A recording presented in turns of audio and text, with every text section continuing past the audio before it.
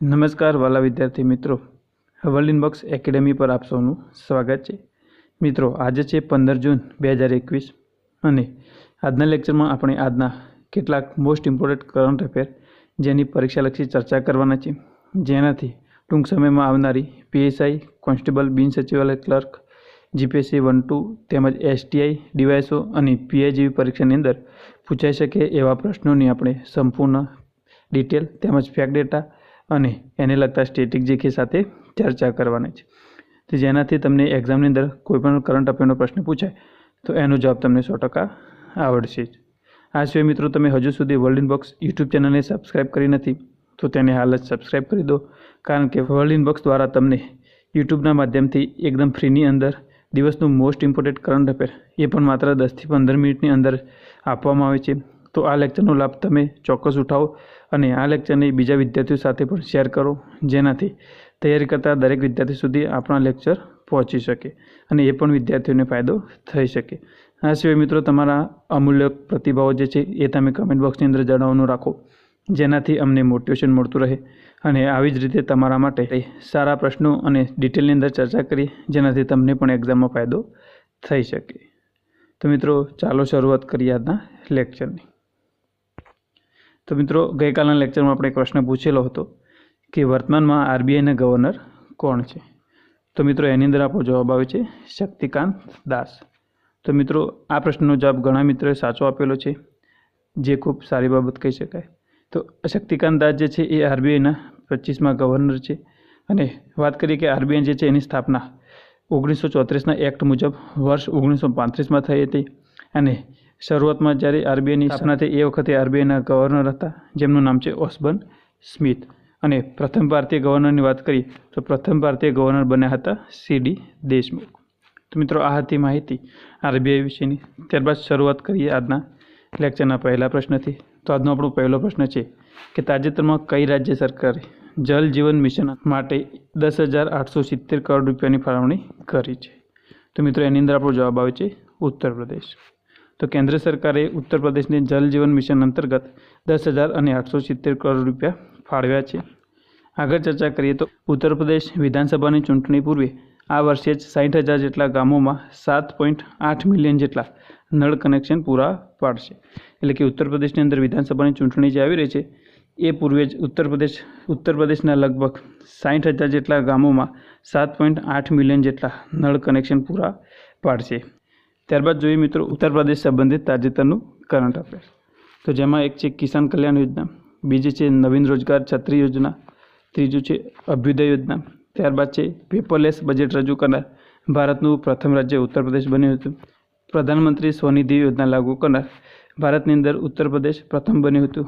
આ સિવાય બાલ શ્રમિક વિદ્યા યોજના પણ ઉત્તર પ્રદેશ દ્વારા શરૂ કરવામાં આવી હતી, તેમજ મુખ્યમંત્રી નિરાશ્રિત ગાય ભાગીદારી યોજના ઉત્તર પ્રદેશમાં શરૂ કરવામાં આવી હતી। તો મિત્રો, આ હતા ઉત્તર પ્રદેશ સંબંધિત તાજેતરના કરંટ અફેર। ત્યારબાદ જોઈએ ઉત્તર પ્રદેશનું સ્ટેટિક જીકે। તો ઉત્તર પ્રદેશના મુખ્યમંત્રી છે યોગી આદિત્યનાથ અને રાજ્યપાલ છે શ્રીમતી આનંદીબેન પટેલ, કે જેઓ મધ્યપ્રદેશના રાજ્યપાલ તરીકે પણ ચાર્જ સંભાળી રહ્યા છે। રાજધાની છે લખનઉ અને ઉત્તર પ્રદેશમાં કુલ 75 જિલ્લાઓ આવેલા છે। આ સિવાય મિત્રો, ભારતની અંદર સૌથી વધુ રાજ્યોની સીમાઓને સ્પર્શતું ઉત્તર પ્રદેશ રાજ્ય, જેની કુલ 8 રાજ્યોની સીમાઓ સ્પર્શે છે, જેમાં એક છે ઉત્તરાખંડ, બીજું છે હિમાચલ પ્રદેશ, ત્રીજું હરિયાણા, ચોથું રાજસ્થાન, પાંચમું મધ્યપ્રદેશ, છઠ્ઠું છત્તીસગઢ, સાતમું છે ઝારખંડ અને આઠમું બિહાર। ત્યારબાદ જોઈએ મિત્રો, ઉત્તર પ્રદેશના કેટલાક મહત્ત્વના રાષ્ટ્રીય ઉદ્યાન।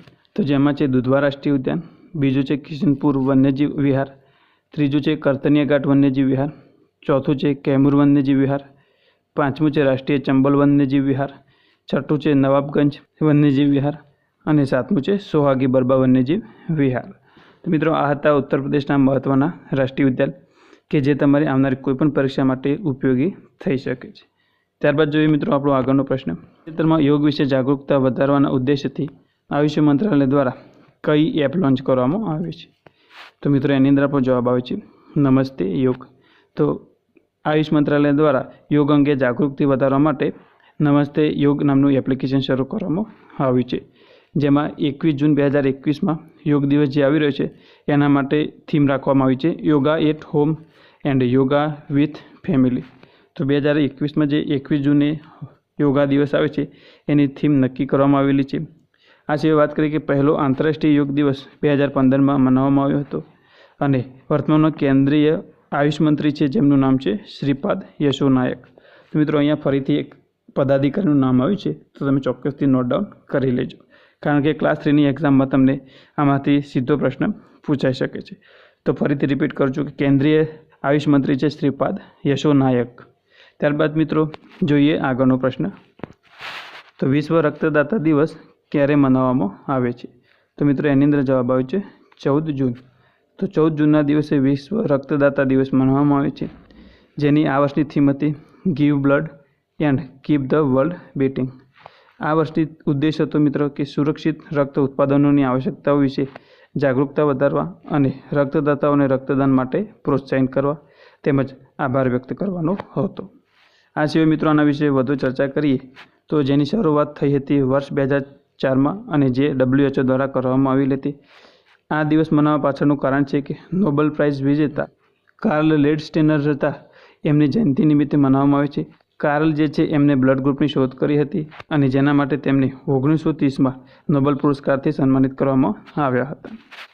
આગળ મિત્રો નેક્સ્ટ પ્રશ્નની ચર્ચા કરી એ પહેલાં વાત કરીએ કે વર્લ્ડ ઇનબોક્સ એકેડમી ગાંધીનગર દ્વારા ગુજરાતની અંદર સ્પર્ધાત્મક પરીક્ષાઓની તૈયારી કરી રહેલા તમામ વિદ્યાર્થીઓ માટે એક મહાઅનમોલ ભેટ લાવી રહી છે, જે અંતર્ગત તમને ATDO, સિનિયર ક્લર્ક, બિન સચિવાલય ક્લર્ક જેવી તમામ પરીક્ષાઓ માટે જે ફ્રી મોક ટેસ્ટનું આયોજન કરવામાં આવી રહ્યું છે, જેમાં તમને 15 જૂનથી 12 જુલાઈ 2021 સુધી ડેલી 100 માર્ક્સની ટેસ્ટ તેમજ ડિટેલ આન્સર સાથે આપવામાં આવશે।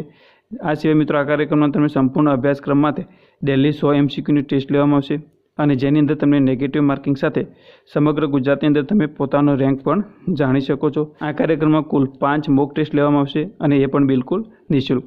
તો જલ્દીથી મિત્રો આ કાર્યક્રમને તમે જોડાઈ શકો છો, જેના માટે તમે વધુ માહિતી મેળવવા માટે 7575061818 પર કોલ અથવા મેસેજ કરી શકો છો।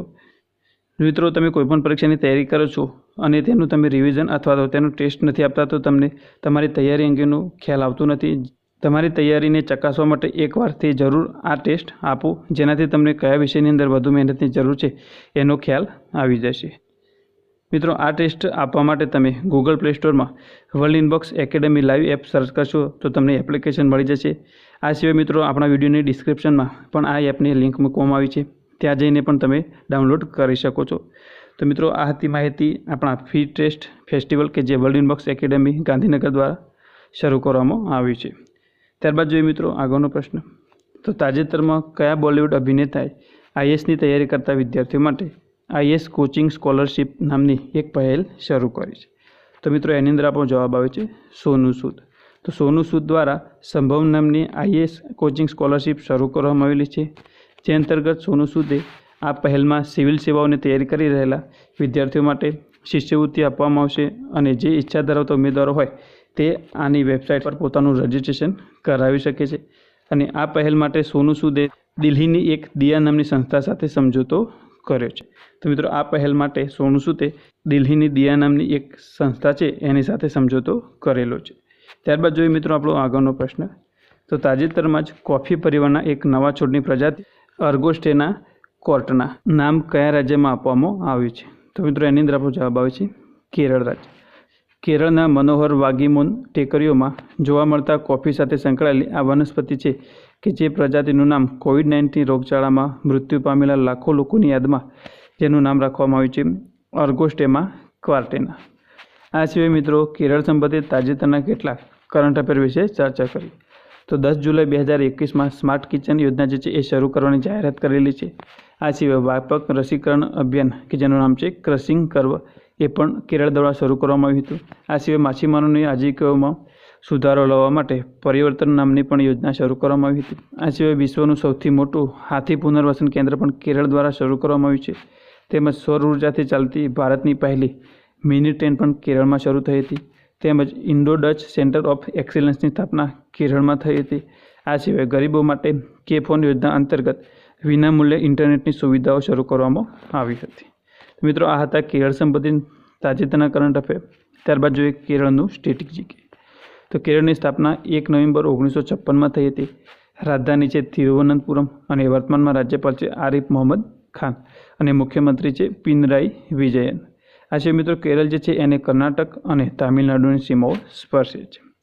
ત્યારબાદ મિત્રો જોઈએ કેરળના કેટલાક મહત્ત્વના રાષ્ટ્રીય ઉદ્યાન, તો જેમાં એક છે ઇડુક્કી વન્યજીવ અભયારણ્ય, બીજું છે ઇરવિકુલમ વન્યજીવ અભયારણ્ય, ત્રીજું છે કદલુંડી વન્યજીવ અભયારણ્ય, ચોથું છે ચોલાનુર મોર અભયારણ્ય અને પાંચમું છે ચિન્નાર વન્યજીવ અભયારણ્ય. તો મિત્રો આ હતા કેરળના મહત્ત્વના રાષ્ટ્રીય અભયારણ્ય. ત્યારબાદ જોઈએ આપણો આગળનો પ્રશ્ન. તો તાજેતરમાં 23મા યુકે એશિયન ફિલ્મ ફેસ્ટિવલમાં 2021માં કઈ ભારતીય અભિનેત્રીએ સર્વશ્રેષ્ઠ અભિનેત્રીનો પુરસ્કાર જીત્યો છે? તો મિત્રો એની અંદર આપણો જવાબ આવશે તિલોત્તમા શો. તિલોત્તમાએ તેમની ફિલ્મ રાહગીર ધ વે ફેરેરસમાં નિભાવેલ ભૂમિકા માટે આ પુરસ્કાર જીત્યો છે. ત્યારબાદ જોઈએ આપણો આગળનો પ્રશ્ન. તો તાજેતરમાં વેપાર અને વિકાસ પર સંયુક્ત રાષ્ટ્ર સંમેલનના પ્રથમ મહિલા મહાસચિવ કોણ બન્યા છે? તો એની અંદર આપણો જવાબ આવશે રેબેકા ગ્રીન્સપેન. તો UNCTAD એટલે કે United nation conference on trade and development કે જેની સ્થાપના 30 ડિસેમ્બર 1964માં થઈ હતી અને જેનું મુખ્ય મથક જીનીવા ખાતે આવેલું છે. ત્યારબાદ જોઈએ મિત્રો આપણો આગળનો પ્રશ્ન. કઈ કંપની ડિજિટલ હેલ્થ સ્ટાર્ટઅપ 1mgનું અધિગ્રહણ કરશે? તો મિત્રો એની અંદર જવાબ આવે છે ટાટા ડિજિટલ. તો 1mg જે છે એને ટાટાના રોકાણથી ઈ ફાર્મસી અને ઈ ડાયગ્નોસ્ટિક્સ જગ્યાઓમાં ઉચ્ચ ગ્રાહક અનુભવ અને ઉચ્ચ ગુણવત્તાવાળા આરોગ્ય સંભાળ ઉત્પાદનો તેમજ તેની સેવાઓ પ્રદાન કરવાની જે ટાટાની ક્ષમતા જે છે એ વધુ મજબૂત બનશે. એટલે કે ટાટાએ જે આ કંપનીનું અધિગ્રહણ કર્યું છે અને એની અંદર રોકાણ કરેલું છે, જેનાથી ટાટાની ઈ ફાર્મસી અને ઈ ડાયગ્નોસ્ટિક્સ જગ્યાઓ જે છે એમાં ઉચ્ચ ગ્રાહક અનુભવ તેમજ ઉચ્ચ ગુણવત્તાવાળા આરોગ્ય સંભાળ ઉત્પાદનો અને એની સેવાઓ પ્રદાન કરવાની ક્ષમતા જે છે એની અંદર વધારો થશે. ત્યારબાદ જોઈએ મિત્રો આગળનો પ્રશ્ન. કયા રાજ્યના ઉપમુખ્યમંત્રી અજીત પવારે my safe Pune app launch કરી છે? તો મિત્રો એની અંદર આપણો જવાબ આવે છે મહારાષ્ટ્ર. તો મહારાષ્ટ્રના જે ઉપમુખ્યમંત્રી છે અજીત પવાર, તેમને માય સેફ પુણે નામની એક એપ લોન્ચ કરી છે, જેની ઉદ્દેશ્ય છે કે પોલીસ બીટ માર્શલ દ્વારા પ્રભાવી પેટ્રોલિંગ કરવું તેમજ કોઈપણ ઘટના ઘટે તો તેને ત્વરિત પ્રતિક્રિયા આપવી. ત્યારબાદ જોઈએ મિત્રો મહારાષ્ટ્રનું સ્ટેટિક જીકે. તો મહારાષ્ટ્રની સ્થાપના 1 મે 1960ના થઈ હતી કે જે ગુજરાત અને બંનેની સ્થાપના દિવસ એક જ છે, કારણ કે મહારાષ્ટ્ર અને ગુજરાત 1 મે 1960ના રોજ અલગ પર રાજ્યો બન્યા હતા. રાજધાની છે મહારાષ્ટ્રની મુંબઈ અને વર્તમાનમાં રાજ્યપાલ છે ભગતસિંહ કોશ્યારી. ભગતસિંહ કોશ્યારી મુંબઈ અને ગોવાના પણ રાજ્યપાલ છે. વર્તમાનમાં મુખ્યમંત્રી છે ઉદ્ધવ ઠાકરે. તેમજ મહારાષ્ટ્રની અન્ય 6 રાજ્યની સીમાઓ સ્પર્શે છે, જેમાં એક છે આપણું ગુજરાત, બીજું છે મધ્યપ્રદેશ, ત્રીજું છત્તીસગઢ, ચોથું કર્ણાટક, પાંચમું છે તેલંગાણા અને છઠ્ઠું છે ગોવા. મિત્રો આપણી લેક્ચરની અંદર જે રાજ્યનો પ્રશ્ન આવશે એ દિવસે એ રાજ્યનું સ્ટેટિક જીકે જે છે એનું રિવિઝન કરવામાં આવશે, જેનાથી એક્ઝામ આવે ત્યાં સુધીમાં તમને દરેક રાજ્યનું સ્ટેટિક જીકે જે છે એ ગોખ્યા વગર તમને મોટે થઈ જશે. આ સિવાય મિત્રો આગળ મહારાષ્ટ્રના મહત્ત્વના રાષ્ટ્રીય ઉદ્યાન વિશે વાત કરીએ તો જેમાં એક છે તાડોબા રાષ્ટ્રીય ઉદ્યાન, બીજું છે સંજય ગાંધી રાષ્ટ્રીય ઉદ્યાન, ત્રીજું છે ચંદોલી નેશનલ પાર્ક, ચોથું છે ગુગામલ નેશનલ પાર્ક અને પાંચમું છે નવેગાંવ નેશનલ પાર્ક. તો મિત્રો આ હતા મહારાષ્ટ્રના મહત્ત્વના રાષ્ટ્રીય ઉદ્યાન. ત્યારબાદ જોઈએ આપણો આગળનો પ્રશ્ન. તો તાજેતરમાં કોણે population 1 game company big box VRનું અધિગ્રહણ કર્યું છે? તો મિત્રો એની અંદર જવાબ આવશે ફેસબુક. બિગ બોક્સ VR જે છે એ એક લોકપ્રિય battle royal virtual reality game population 1 એ નિર્માતા કંપની છે. ત્યારબાદ જોઈએ મિત્રો આપણો આગળનો પ્રશ્ન. તો ઇંગ્લેન્ડમાં સ્થિત ફૂટબોલની ગવર્નિંગ બોડી ફૂટબોલ એસોસિએશનના પહેલા મહિલા અધ્યક્ષ કોણ બન્યા છે? તો મિત્રો એની અંદર જવાબ આવશે ડેબી હેવિટ. તો જે ડેબી હેવિટ જે છે એ ફૂટબોલ એસોસિએશનના પહેલા મહિલા અધ્યક્ષ બન્યા છે. ત્યારબાદ જોઈએ આગળનો પ્રશ્ન. તો તાજેતરમાં યમુના ઇન્ટરનેશનલ એરપોર્ટ પ્રાઇવેટ લિમિટેડે કઈ બેંક પાસેથી 3,725 કરોડની લોન મેળવી છે? તો મિત્રો એની અંદર જવાબ આવશે SBI. તો આજે Yamuna international airport private limited છે એને SBI દ્વારા 3,725 કરોડ રૂપિયાની લોન આપવામાં આવેલી છે. આગળ મિત્રો નેક્સ્ટ પ્રશ્નની ચર્ચા કરીએ એ પહેલાં વાત કરી લઈએ કે વર્લ્ડ ઇનબોક્સ એકેડેમી દ્વારા DYSO અને STIની પ્રિલિમ માટે મોક ટેસ્ટનું આયોજન કરવામાં આવી રહ્યું છે, જેમાં તમને કુલ 5 રાઉન્ડ હશે અને જેની અંદર તમને સંપૂર્ણ અભ્યાસક્રમને આવરી લેતા આદર પ્રશ્નપત્રો તેમજ GPSCના વર્તમાન ટ્રેન્ડ તથા પ્રશ્નોના સ્તરને અનુરૂપ તૈયાર કરાયેલા પ્રશ્નપત્રો. આ સિવાય મિત્રો આ પ્રશ્નપત્રો તમે ઘરે બેઠા ઓનલાઈન પણ ડાઉનલોડ કરી શકો છો તેમજ કુરિયર દ્વારા પણ તેની હાર્ડ કોપી મેળવી શકો છો. ઓનલાઈન રજિસ્ટ્રેશન માટે તમે આપણા હેલ્પલાઇન નંબર 75750604 પર કોલ કરીને રજિસ્ટ્રેશન કરાવી શકો છો. મિત્રો, આ જે કાર્યક્રમ છે એના માટે તમે જો 20/6/2021 સુધીમાં રજિસ્ટ્રેશન કરાવો છો તો તેના માટે તમારે માત્ર 400 રૂપિયાની ફી ચૂકવવાની રહેશે. પરંતુ 20/6 બાદ તમે રજિસ્ટ્રેશન કરાવશો તો જેની ફી તમારે 500 રૂપિયા ચૂકવવાની થશે. તો મિત્રો, જલ્દીથી તમે આ કાર્યક્રમ માટે પોતાનું રજિસ્ટ્રેશન કરાવી દેજો. તો મિત્રો, આ હતી માહિતી આપણા DYSO ST અને પ્રિલિમ માટે મોક ટેસ્ટનું આયોજન થઈ રહ્યું છે તેના વિશેની. ત્યારબાદ જોઈએ મિત્રો આગળનો પ્રશ્ન. તો તાજેતરમાં સિંધ લિંગૈયાનું નિધન થયું છે, તો તેઓ કોણ હતા? તો મિત્રો, આજે સિંધ લિંગૈયા જે છે તેઓ કવિ હતા. ત્યારબાદનો આગળનો પ્રશ્ન કે તાજેતરમાં 8મા આંતરરાષ્ટ્રીય નાઇટ્રોજન પહેલ સંમેલન કે જેનું આયોજન ક્યાં કરવામાં આવ્યું હતું? તો એનો જવાબ આવે છે જર્મની. તો જર્મનીની અંદર 8મા આંતરરાષ્ટ્રીય નાઇટ્રોજન પહેલ સંમેલન છે એનું આયોજન કરવામાં આવ્યું હતું. ત્યારબાદ જોઈએ આગળનો પ્રશ્ન. તો તાજેતરમાં ચોગુએલ કોકલા માઇગા જે છે એ કયા દેશના નવા પ્રધાનમંત્રી બન્યા છે? તો મિત્રો, એની અંદર આપણો જવાબ આવે છે માલી. તો માલીના નવા પ્રધાનમંત્રી બન્યા છે ચોગુએલ કોકલા માઇગા. ત્યારબાદ જોઈએ મિત્રો આગળનો પ્રશ્ન. તો આગળનો પ્રશ્ન જે છે એનો જવાબ તમારે કમેન્ટ બોક્સની અંદર જણાવવાનો છે, જેના સાચા જવાબની ચર્ચા આપણે નેક્સ્ટ લેક્ચરમાં કરશું. તો પ્રશ્ન છે કે વર્તમાનમાં ભારતીય સેના અધ્યક્ષ કોણ છે? તો એનો જવાબ તમારે કમેન્ટ બોક્સની અંદર તમે આવડે છે તો 100% જણાવશો, જેનાથી તમારા જીકેમાં વધારો થશે.